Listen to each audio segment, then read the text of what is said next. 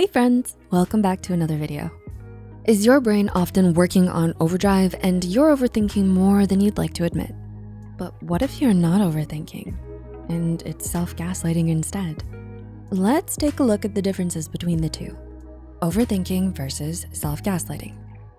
Overthinking is where your mind gets cluttered with repetitive thoughts and playing out some situations over and over in your head.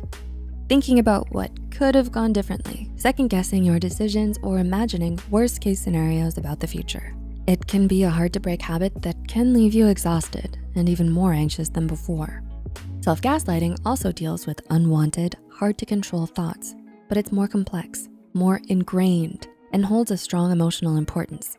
When you're self-gaslighting, you're internalizing emotional abuse and manipulation tactics that you've probably experienced before. When someone is gaslighting you, they're trying to skew your reality and make you question it, making it seem like you're crazy and that things are not how you see them. If you're hearing this often, you may slowly adapt to it and might start self-gaslighting or manipulating yourself. Let's explore a few situations in which the line between overthinking and gaslighting might not be so clear. Number 1, intimate relationships. Let's say you have a fight with your partner. Some hurtful things were said and they stormed out of the door before you had a chance to talk it through. Now you're alone in bed, trying to sleep, but your thoughts keep you awake. Are you overthinking? You might be wondering, was I too offensive? Oh, maybe I should have said that. They're probably telling their friends about the fight now. I think they should be on my side. I was right, but was I? Was it worth it? I don't even know anymore. Or are you self-gaslighting? I'm so sensitive, crazy, and emotional. Of course I was wrong. They would never try to hurt me intentionally. I'm overreacting once again. I know they love me too much. They didn't mean it like that. It's all my fault anyway. I better send a text apologizing. This should really be a lesson for me. Number 2, social interactions. It's your first day of class, or you're starting in a new workplace. You're meeting your new colleagues, you chit-chat and joke around a bit. After the day is finally over, you come home and take a shower, and that's when the brain starts working. Are you overthinking? Oh my God, what did they think of me? Was I talking too much or too little? Was that joke I said totally lame? My hair looked so bad today. I hope they didn't pay attention to it. Or are you self-gaslighting? That went really bad. I'm not surprised. I'm just not a likable person. No wonder nobody liked me in school. I always say the stupidest things. I should just keep to myself next time. Number 3, toxic household. Do you often fight with your parents or siblings? Maybe you're used to insults, yelling, criticizing because you've been living in that environment for quite some time. But you finally had enough. You wanna stand up for yourself. But when you start planning what to say, you're not so sure if that's such a good idea anymore. Are you overthinking? What if I just make it worse? Am I even capable of confronting them?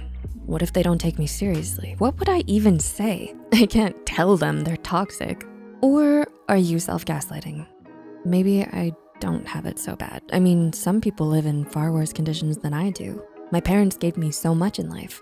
I would be ungrateful if I stood up to them.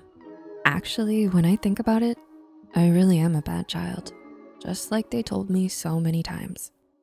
And number 4, trusting your judgment.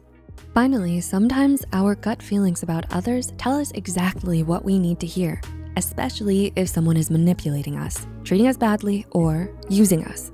We may notice their bad intentions and feel like something's wrong, or at least for a moment. But after that moment, our thoughts about the situation may once again spiral out of control, and those people gain even more power over us. Are you overthinking? Are they really being manipulative? I feel like they might be using me, but everyone else thinks they're so nice. Will other people think I'm not being fair? Will they accuse me of being a bad person? Or are you self-gaslighting? I'm overreacting again, it's all in my head. They're a good person. They would never treat anyone badly. I'm the bad person for assuming stuff about them, so I should probably do something nice for them. In short, if you're overthinking, you may overanalyze every little detail about everything and ask yourself 1,000 questions. What could go wrong? What could have been better? But if your mind is playing tricks on you and you start self-gaslighting, you will minimize your feelings, Constantly blame yourself, doubt yourself, be your own worst critic, and question yourself. You won't need to overthink because you'll already have an answer. You are the problem. Of course, the first step towards healing is recognizing there's a problem in the first place. If you notice your overthinking is really self-gaslighting, consider talking to a mental health professional who may help turn your self-gaslighting into self-love. Can you relate to any of these scenarios? Let us know in the comments below. Please like and share this video with others it might help. The references and studies, as always, are listed in the description below. Until next time, take care.